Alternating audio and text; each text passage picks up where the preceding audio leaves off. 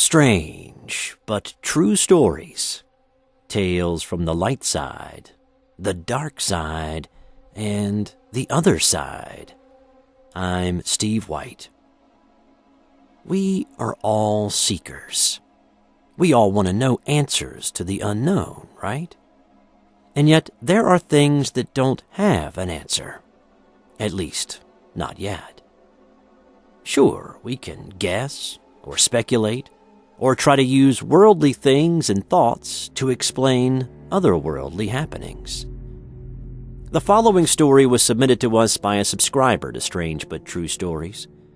He still wonders today if there is a logical explanation to the events that happened to him more than 20 years ago in what we are calling the Hitchhiker along the Lost Highway. I'm a truck driver, and I travel a lot of miles across the country, and I see a lot of interesting and sometimes weird things. However, there is one trip that stands out from all the rest, and I will never forget it. It was 1996, and I was driving along a 2-lane highway in New Mexico, in what truly felt like the middle of nowhere, when up ahead, I saw a hitchhiker. Now, I rarely picked up hitchhikers, but there was something about this guy that made me feel that I needed to pick him up and give him a ride. I pulled over, and he climbed into the cab of the truck. He was a Native American gentleman, elderly with long gray hair. I would guess his age to be in his 70s, and he seemed to be having trouble walking. He was wearing a blue Western-style shirt with snap buttons, blue jeans, and moccasins. He had an ascot around his neck with turquoise embedded in it, and what looked like the head of a firebird connected below the turquoise. One other distinctive feature about him that I thought was odd was that he was incredibly pale, and he was quiet. He didn't say anything as he climbed in. I asked him where he was headed, and he replied that he was going to pick up his daughter who had been in an accident. I asked some additional questions, but didn't get much out of him other than a few mumbled responses. He simply sat quietly and looked straight ahead, down the road. I settled in for the drive, feeling sort of ambivalent. I wasn't creeped out by the old guy, but I wasn't 100% comfortable with him either. Like, when I looked out of the corner of my eye, or tried to focus a moment on my periphery vision, he wasn't there.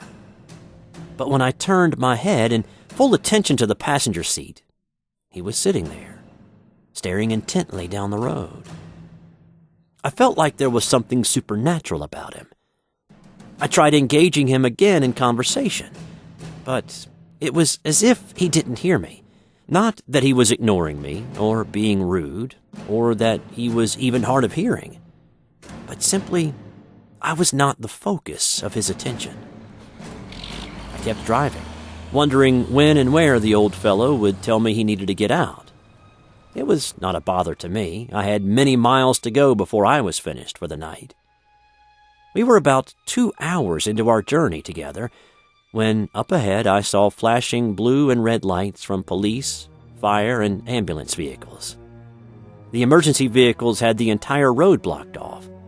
I pulled onto the shoulder of the highway, and that's when the elderly gentleman looked at me and said, "Thank you," and something to the effect of, "This is where I needed to go."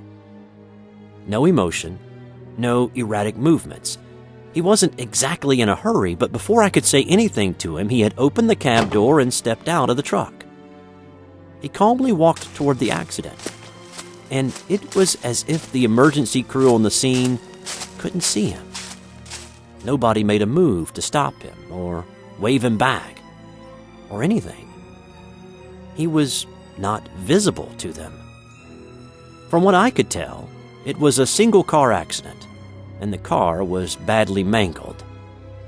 The man continued his deliberate walk toward the car, and when he got to the driver's side, he reached in and took the hand of someone inside.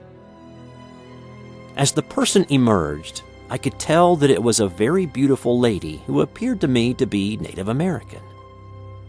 they began to walk away from the car, pausing for a moment to turn back toward me. They both waved a goodbye, and then turned away from me and proceeded to walk into the desert. That was the last I saw of them. They were simply gone.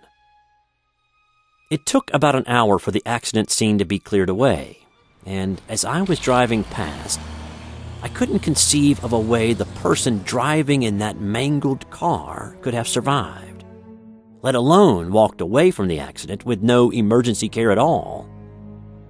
A day or so after the incident, I tried to find out information about the crash, but never could find anything about it.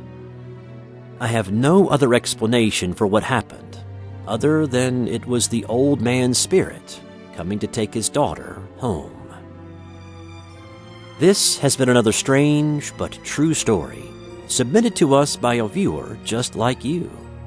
Do you have an event in your life that defies explanation? We would love to hear about it.